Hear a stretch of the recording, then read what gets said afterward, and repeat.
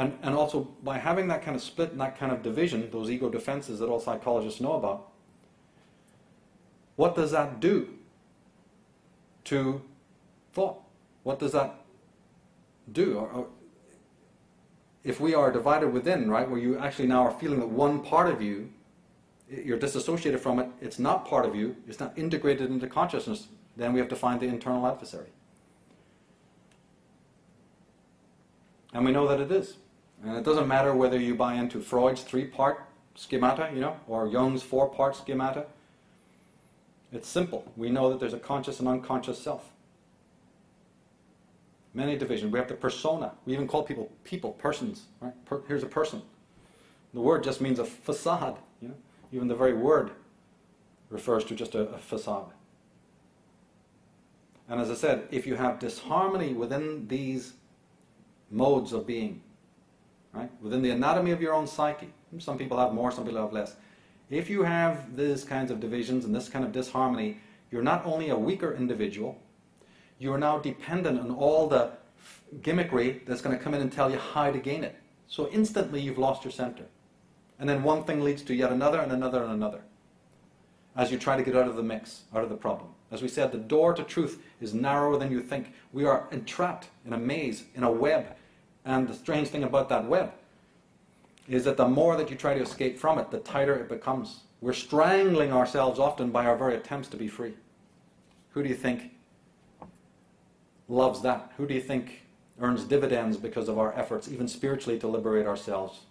Who earns points from that? Who is established from that? Do you see what I'm trying to say? That the bottom of the pyramid supports the top in the internal conflicts and the inability to resolve it in true ways, holistic ways, and by all the fakery and the gimmickry and the running into all the false things. The most evil psychopaths sunning themselves because of it. It's reciprocal. Never forget that. Then the psychologists who say, well, okay, then we'll just deal with opening those inner reservoirs for you. We'll show you the right way. What happens? The inner adversary thinks differently. Freud found that if the analyst touched upon repressed material, the patient would resist his therapeutic approach.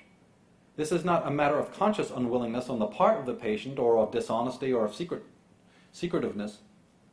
He is defending himself against the discovery of the unconscious material without being aware either of the material or of his resistance. The patient can turn away from the sensitive topic and talk about something else. It's like Heidegger's chit-chat. He can feel sleepy and tired. He can find a reason not to come to the interview, or he can become very angry against the analyst and find some reason to quit the analysis. Ever tried playing shadow to people?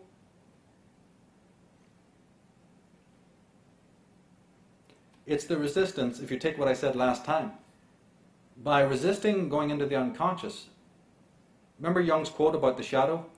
And I said that another translation was that by not doing the shadow work, it's really basically that you're, like he said, doing anything, no matter how absurd, to avoid dealing with your soul. That's what this is all about. That resistance is not just a reflex to stop you going into the unconscious. It's the reflex that prevents you from growing and making your own soul, if you take my theory that that's what we're here to do. It's so important that this resistance and what it's about. Because if you're thinking you came in with the soul and the soul is there, then of course this is meaningless. This is absolutely meaningless. But the moment that you realize that your life and your experience is here to develop the thing called your soul that you don't have when you come in. You have nature's spark of life, that's animate, that's different. But the soul, your individual purpose, your dharma, you don't have, and you're meant to build that here. And that's what this is really talking about. That we resist doing that. Then we have to look into that, why that would be. Now, the present era, the age of revealing, the age of awakening. Well, the trauma, I say, occurred in relatively recent times. The plagues we experience are relatively new. We are in the beginning stages of understanding and recovery. This healing has negative consequences for the architects of control and for all forms of totalitarianism, as we've already stated. We are young. This trauma happened recently, so we're still in the early stages. We have to be very forgiving and very compassionate with ourselves and realize that we're making great progress, and greater progress will be done. And as this healing and recovery takes place, that is the main death knell for the Black Lodge, for the sorcerers. Nothing else. You can run around with your political placards as much as you like. They're not even worried about that. In their own symbolism, we looked at some of it. The very fact that they use the checkered floor, the black and white squares of the checkerboard, the chessboard, is emphasizing the conflict between ignorance and knowledge. That's what the war is all about. Their own symbolism tells you that. The Bible tells you that. The sacred Gospels tell you that. The Gospel of Philip, it says, ignorance is the mother of all evil. In Proverbs, the wise will inherit honor, that the fools get disgrace. Didn't Socrates say that the greatest good is knowledge, the greatest evil ignorance?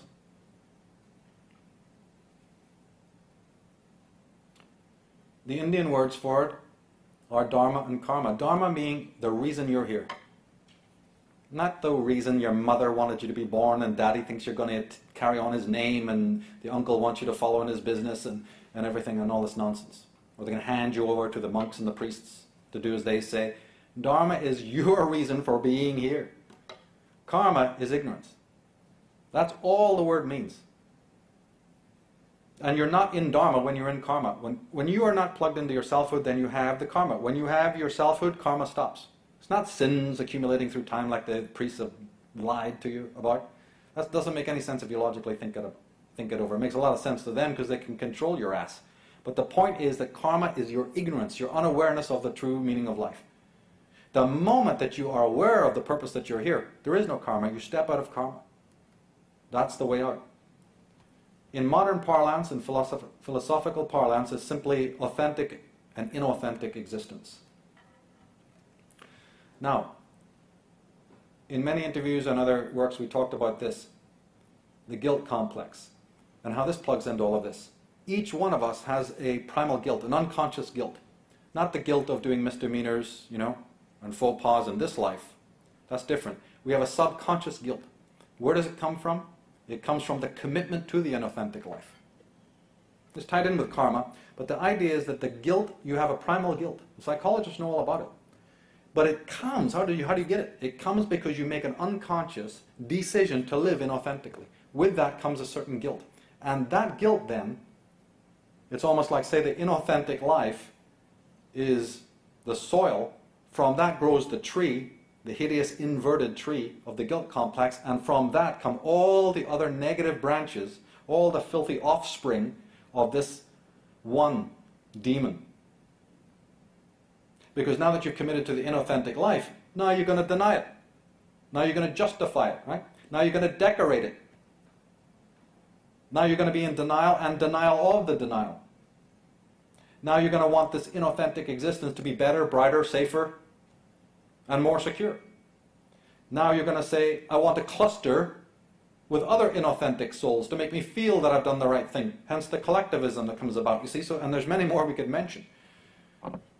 Then you have the ubiquitous extroversion, which is running around infatuated with all of the domestic and social minutiae. The infatuation with nonsense in the world, and the chronic dependency on others, and then the fact that you don't get the cues and affectations back, which makes you a neurotic individual. Now that you're dependent, then you don't get what you want, you become now completely neurotic. One level of derangement, you see, leading to another. One hideous inverted tree of life, as I've described it. The way out of it, of course, is to return to the dharmic life. And that's what we're going to examine, how to do that. Or I said one of the other negative aspects that comes of this, one of the offspring, is just the ubiquitous competitiveness. Now you have to be better than the other inauthentic soul, where you don't have true stance, you don't have true status, you don't have true sovereignty. So now you run around performing, using your body like some sort of crazy thing to outperform others. It's nothing more than hierarchy. You're building your own hierarchies. And from the top of your pyramid, you're shouting the other pyramid down. Down with the Illuminati while you stand on the top of your own pyramid. Wonderful.